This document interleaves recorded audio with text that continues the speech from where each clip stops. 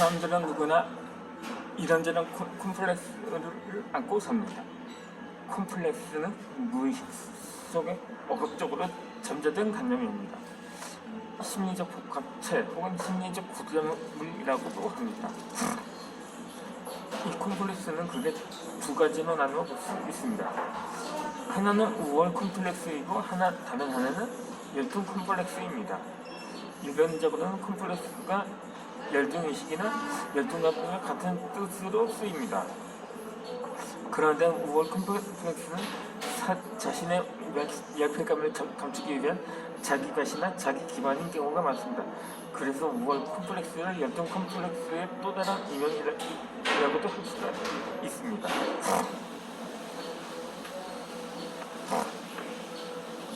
콤플렉스는 사실 에너지원이 되기도 합니다.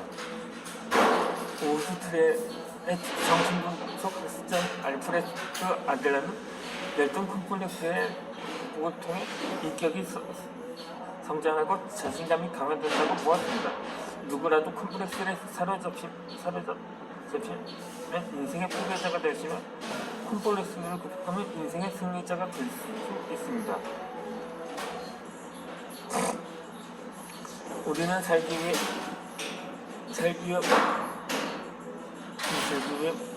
수많은 문제를 안고 문제를 풉니다. 인생의 문제가 아닌 단지 정답을 찾기 위해 푸는 시험 문제집입니다. 우리나라는 전 세계에서 가장 많은 문제를 푸는 문제풀이 국가입니다. 대학 입시 준비 과정에서 약 100만 개의 문제를 푼다고 합니다.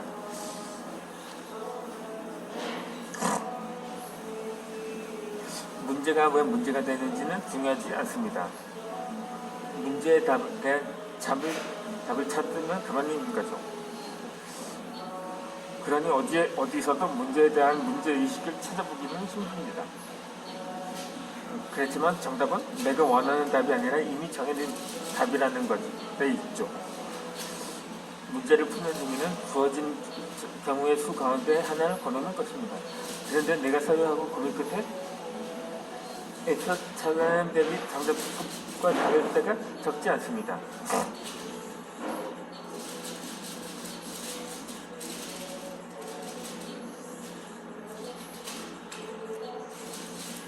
행간을 잊는다는 표현이 있습니다. 글에 숨겨져 있는 뜻을 알아낸다는 말입니다. 문맥을 파악하자는 앞뒤로 연결된 글의 맥락을 이해한다는 말입니다. 하지만 문제풀이에서 굳이 행간을 읽고 문맥을 파악할 필요가 없습니다. 미리 외워준 답을 옮겨 적으면 그만이기 때문이죠.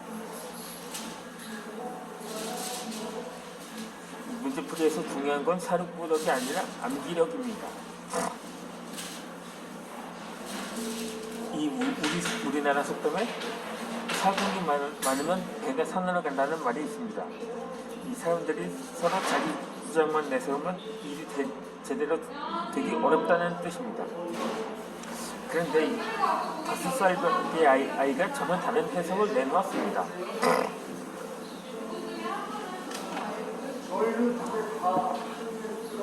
이 사구이 서로 합하면 배를 들어 산으로 옮길 수도 있다고 말한 거죠. 그때 나는 신선한 충격을 받았습니다. 이런 해석도 가능하겠구나고. 물론 아이의 해석이 다 사실에 부합하는 건 아닙니다. 하지만 얼마든지 해석을 달리할 수 있다는 가능성을 보여주기에는 충분한 거죠.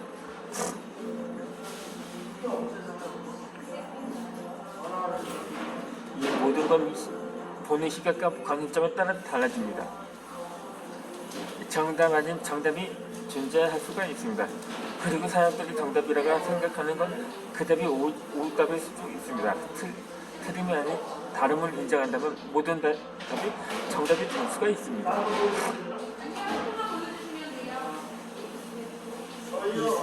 서로의 인생이 다른데 하나의 정답을 찾는다는 건 어리석은 일입니다. 인생은 주어진 답을 찾는 게 아니라 정답을 찾는 게 아니라 나만의 답을 찾아가는 과정입니다. 인생에는 정답이 존재하지 않습니다. 누구에게나 자신만의 답이 존재할 뿐입니다.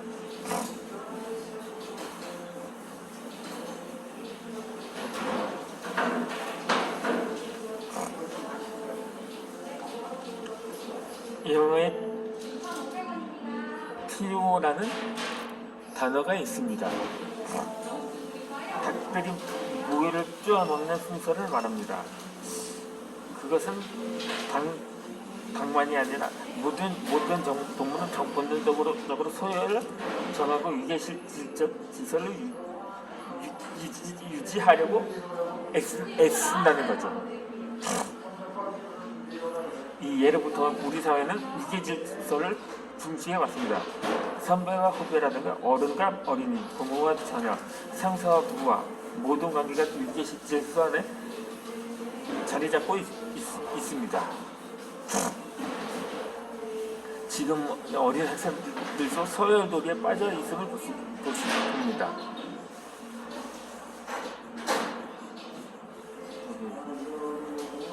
이 친구들의 외모나 성적, 가장 형편을 두고 서열이나 등급을 매기면서 어른들의 행태를 그대로 답습한다는 것에 문제가 있다는 거죠. 이렇게 서열이 정해지면 갑질이 행해지기 마련입니다. 누구나 갑질의 대열에 참여하고 어디서나 갑질이 판을 칩니다. 학교에서도 회사에서도 군대에서도 갑질이 일상화되고 생활에 듭니다. 그야말로 만인의 갑질인 거죠. 거리에도 상점에도 갑옷을 입은 사람들이 너무 많습니다. 그래서 세상이 너무 갑갑하기만 한 거죠. 요즘 갑질의 세계에서는 피해자가 가해자가 되고 가해자가 다시금 피해자가 됩니다. 그러니까 종로에서 빼먹고 한강에서 눈을 비는 꼴이 되는 거죠. 그렇게 갑질도 악순환이 된다는 것입니다.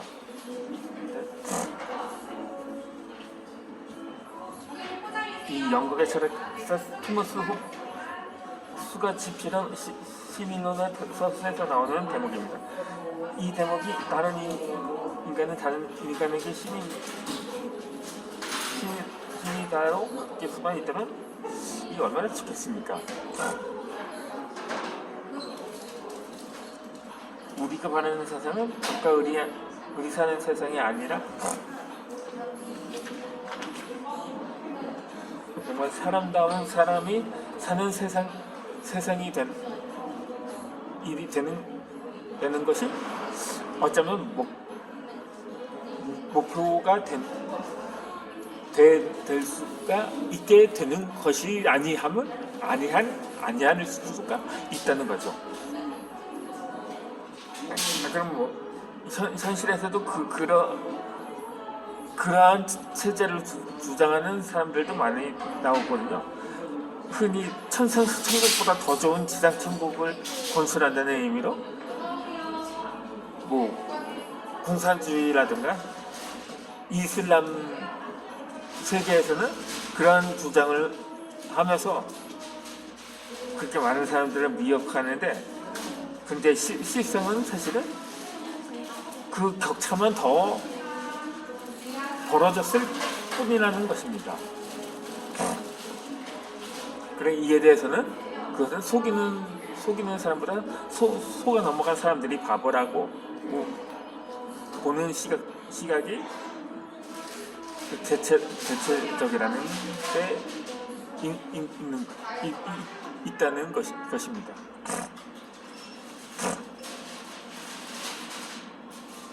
아무튼 외모 콤플렉스는 자신의 외모가 남보다 못하다고 생각하는 열패감입니다. 무조건 예뻐야 한다는 강박관념이기도 합니다. 그것은 무슨 경제력이라는가? 뿐만 아니라 그 자신의 외모에 외모를 판단하는 데에서도 나타나는 현상인 거죠. 이 외모는 취업이나 결혼 등의 인생 전반의 것을 적지 않은 영향을 미칩니다.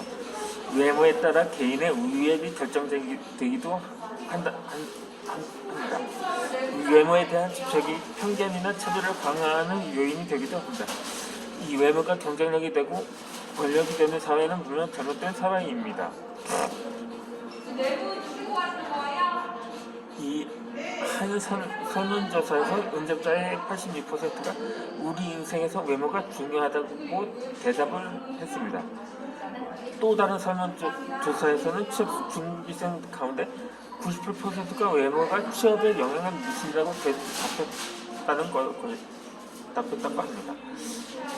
기업의 인사 담당자 가운데도 98%가 역시 채용 면접에서 외모를 고려한다고 했습니다.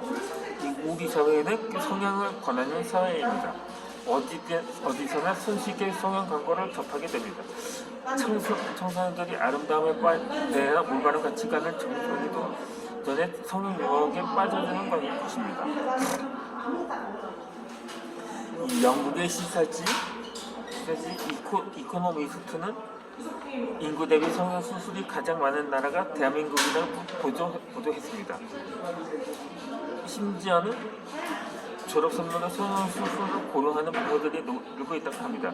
서양은 주로 중년층에서 노화 현상을 개선하기 위해 성형을 합니다.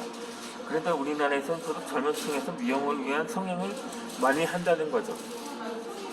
그런데 흔히 1위 하면은 항상 자랑스러움만 있는 것이 아니라 이 부끄러운 일이도 많다는 점이 있다는데 그렇게 성형 수술 비율이 1위라는 것이 이것은 자랑스러워해야 할지 부끄러워해야 할지는 그건 저도 모릅니다. 아무튼 각자의 나름대로 판단을 하기에 다르게 그게 평가가 될 수는 있지만 말입니다.